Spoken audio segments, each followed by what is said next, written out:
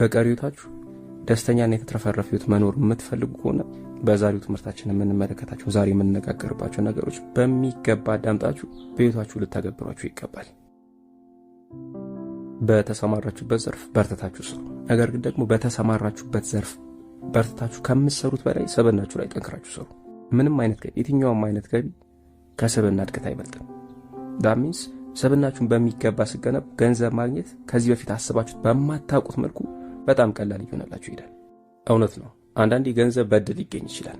ነገር ግን ያ የተገኘው ገንዘብ በአግባቡ የተገነባ ሰብዕና ጋር ካልደረሰ ምናልባት ከሚያስገኘው ጥቅም ይልቅ የሚያስከትለው ጉዳት ይበልጣል። ስለ ገንዘብ ማወቅ ያለብን ነገር ይህ ብቻ አይደለም። አሁን ዓለም ላይ ያለው ገንዘብ በሙሉ ተሰብስቦ እንደገና በኩል መጠን ለሁሉም ሰው በምድር ላይ ላለን ሰዎች እኩል ቢከፋፈል ከሆነ ከትንሽ ጊዜ በኋላ ገንዘቡ መልሶ ከዛ በፊት ይጠራቀም የነበሩ ሰዎች ጋር መጠራቀም ይጀምራል። ሀብት ወደ ራሳችሁ የምትስቡት ነገር እንጂ የምታሳድዱት ነገር አይደለም። ስለዚህ ሀብት ለማግኘት ተመራጩ መንገድ ለገንዘብ መስራት ሳይሆን ግላዊ ሰብዕናን መገንባት፣ ግላዊ ሰብዕናን ማሳደግ መቻል ነው። እውነተኛ ደስታም ያለው የምታገኙት ነገር ውስጥ ሳይሆን የምትገነቡት ማንነት ውስጥ ነው።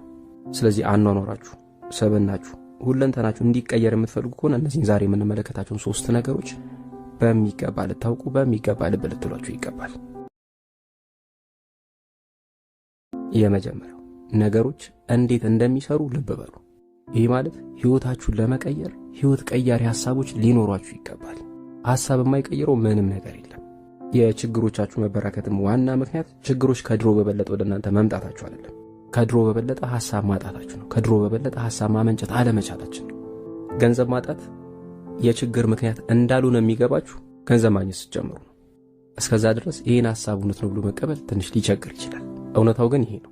ችግሩ ገንዘብ ማጣታችን ሳይሆን ገንዘብ እንዴት ማግኘት እንዳለብን ሐሳብ ማጣታችን ነው።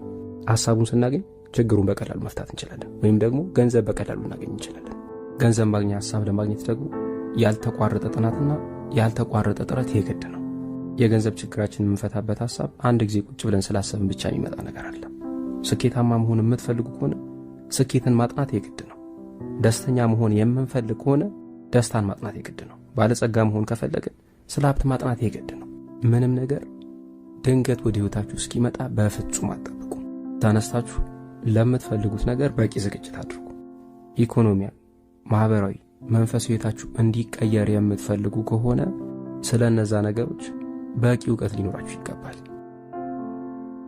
በዚህ ጉዞ ውስጥ የምታገኟቸውና በትክክል ከተተገበሩ ህይወታችሁን ሊቀይሩ ይችላሉ ብላችሁ የምታስቧቸው ነገሮች በሙሉ አንድ ባንድ መዝግባችሁ ያዟቸው። ሁሉን ነገር በጭንቅላቴ ካልያዝኩ ብሎ ማለት በፍጹም አስፈላጊ አይደለም። የሚጠቅሟችሁን አካሄዶች ወረቀት ላይ ካሰፈራችሁ በኋላ ቀጣዩ ስራችሁ መደጋገም ብቻ ሊሆን ይገባል። ስትደጋግሙ ሳታቋርጡ ያን ነገር ማድረግ ስትጀምሩ በእርግጠኝነት ሐሳብ ብቻ የነበረው ነገር ስር መስደድ፣ ስጋ መልበስ ይጀምራል። ሐሳብ ብቻ የነበረው ነገር የባንክ አካውንታችሁ ላይ፣ አለባበሳችሁ ላይ፣ ሰብዕናችሁ ላይ፣ በአጠቃላይ የህይወት ዘይቤያችሁ ላይ ራሱን መግለጥ ይጀምራል። ሁሉንም ነገር መቀየር የምትፈልጉ ከሆነ ደግሞ 3 መሰረታዊ ነገሮች ማድረግ አለባችሁ። የመጀመሪያው ማንበብ ራስን የማስተማሪያ በጣም ምርጡ መንገድ ነው። ፎርማል ትምህርት የሆነ የሚያስገኝላችሁ የገንዘብ መጠን አለ። ያ ፎርማል ትምህርት የሚያስገኝላችሁ የገንዘብ መጠን በቂ ነው ብላችሁ የምታስቡ ከሆነ ፎርማል ኤጁኬሽናችሁ ላይ ወይም ደግሞ ፎርማል ዕውቀት ደረጃችሁ ላይ መቆም ትችላላችሁ። ከዛ በላይ ህይወት ይገባኛል ብላችሁ የምትሉ ከሆነ ግን ከፎርማል ኤጁኬሽን ካገኛችሁት ዕውቀት በላይ አልፋችሁ ልትሄዱና ልታነቡ ይገባል ማለት ነው። ከፎርማል ትምህርት ካገኛችሁት ዕውቀት አልፋችሁ ራሳችሁን ልታስተምሩ ይገባል። ራስን ደግሞ በሁለት መንገዶች ማስተማር ይቻላል። የመጀመሪያው ከራስ ልምድ ነው። ሁለተኛው ራሳችን ልናስተምር የምንችልበት መንገድ ከሰዎች ልምድ ነው። ከሰዎች ልምድ ለመማር ደግሞ ማንበብ ያስፈልጋል። እዚህ ጋር ማንበብ ሲባል የሆነ መጽሐፍ ይዞ ሙሉ ሌሊት ቁጭ ብሎ መቆየት ማለት አይደለም። በቀን 30 ደቂቃ ካነበባችሁ በቂ ነው። ብቻ የምታነቡት ነገር አወንታ የሆነ እንድታሰላስሉ የሚያበረታታ ለስራ የሚያነሳሳ መንገድ የሚመራ ብቻ ይሁን እንጂ በቀን 30 ደቂቃ ካነበባችሁ ከበቂ በላይ ነው። ሁለተኛው ስኬታማ የሚያደርጋችሁ ነገር ማዳመጥ ነው። ስኬታማ መሆን የምትፈልጉ ከሆነ አዋዋላችሁን ሁሉ ጊዜም ከስኬታማ ሰዎች ጋር አድርጉ። የሚያወራችሁን ነገሮች በጥንቃቄ አዳምጡ። እርግጥ እዚህ ጋር ስኬታማ ካልሆኑ ሰዎችም መማር ከፈለግን መማር እንችላለን። ለምሳሌ የሚያነቡት ነገር ካለ ያንን ነገር አለማንበብ፣ የሚያደርጉት ነገር ካለ እነሱ የሚያደርጉትን ነገር አለማድረግ። በዚህ መልኩ ከስኬታማ ካልሆኑ ሰዎች መማር ይቻላል።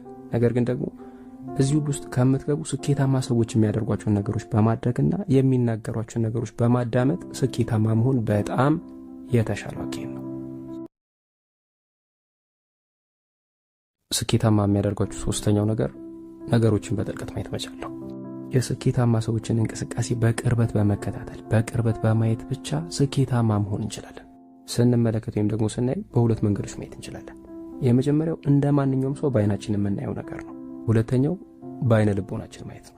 በአይናችሁ ስታዩ ነገሮችን ነው የምታዩት። በልቦናችሁ ስታዩ ግን መልሶችንና መፍትሄዎችን ማየት ትጀምራላችሁ። መፍትሄዎችን ማየት ትችላላችሁ።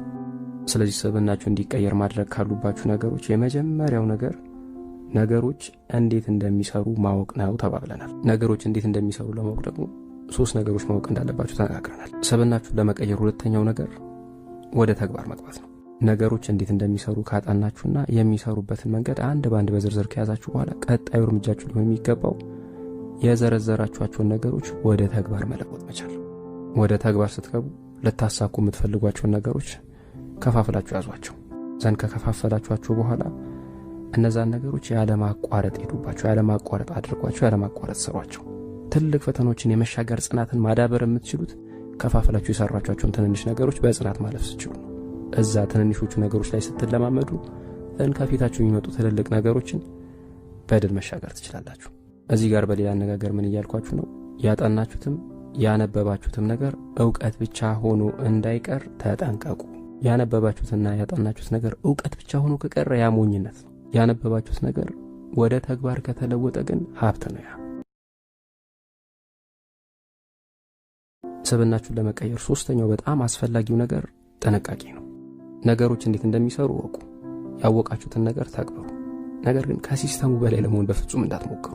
በጣም ብዙ ሰው በተለይ በዚህ ጊዜ የስኬት ማማ ላይ በጣም በአቋራጭ መሰቀል ይፈልጋል። አቋራጭ የሚባል መንገድ ደግሞ ስኬት ላይ የለም።